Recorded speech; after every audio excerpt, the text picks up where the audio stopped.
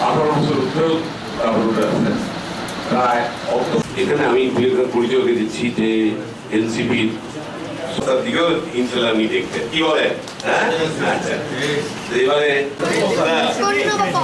এখন দুইজনের এখন এই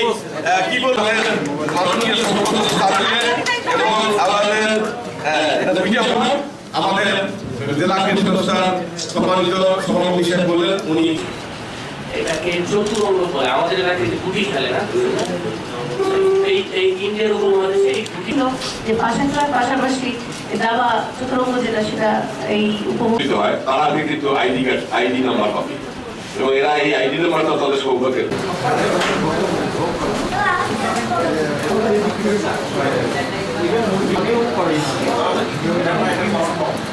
Thank you.